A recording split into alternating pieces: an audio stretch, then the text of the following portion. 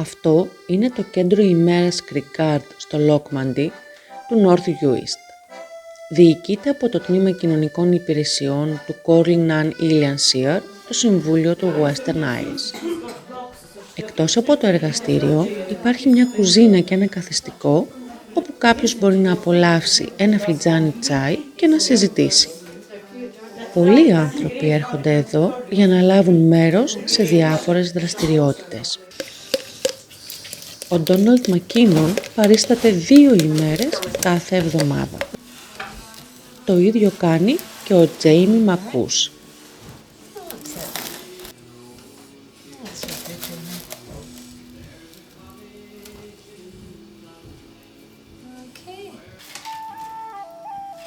Μεταξύ των άλλων μπορούν να κατασκευάσουν και έπιπλα, όπως για παράδειγμα σκαμπό.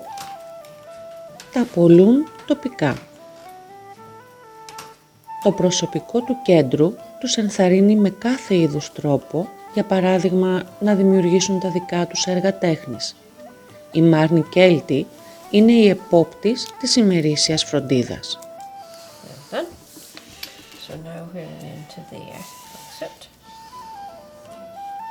Η εργασία μπορεί να φαίνεται απλή, αλλά μερικές φορές, από την αρχή έως το τέλος, πρέπει να ακολουθήσεις μια πληθώρα διαφορετικών βημάτων.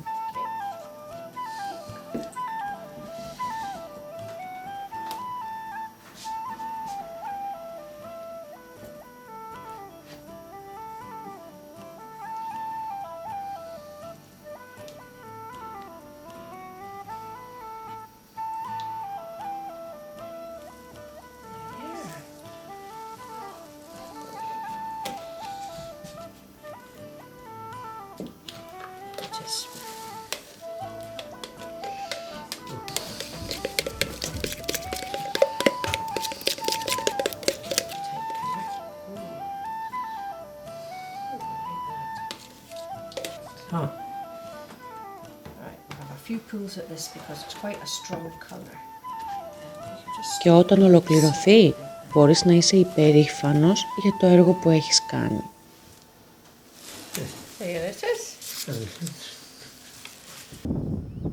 Μια μέρα την εβδομάδα, όλοι πηγαίνουν στο Τάρσαρ Σαμπάχ, το τοπικό μουσείο και κέντρο τέχνης, για μεσημεριανό φαγητό και για να παρακολουθήσουν τις εκθέσεις.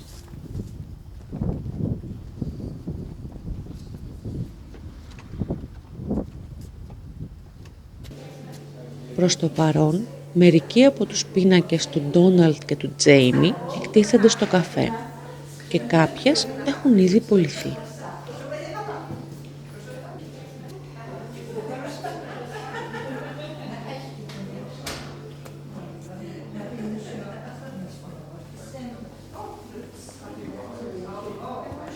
Επίσης, είναι μια καλή ευκαιρία για έξοδο να δείτε τι συμβαίνει στην περιοχή και να γευματίσετε.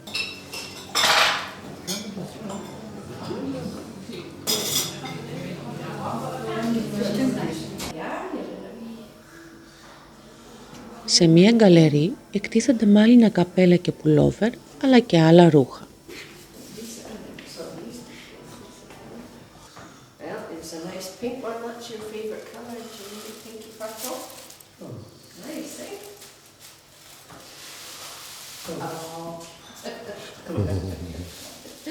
Στο μουσείο, η Φλόρα Μακδόναλντ παρουσιάζει παραδοσιακές τεχνικές νηματοποίησης και ύφανσης.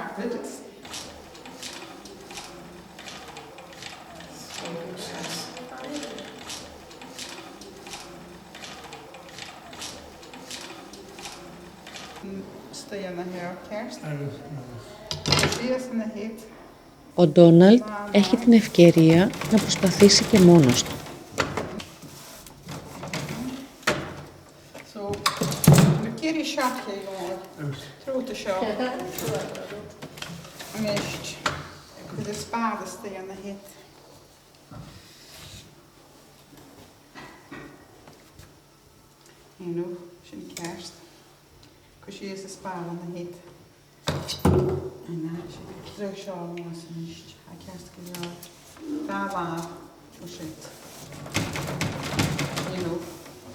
Nicht.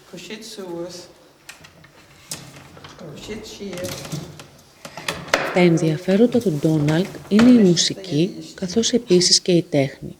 Όταν επιστρέψουν στο Κρικάρντ, συχνά η μέρα τελειώνει με αυτόν, παίζοντας μία ή δύο μελωδίες στο ακορντεόν.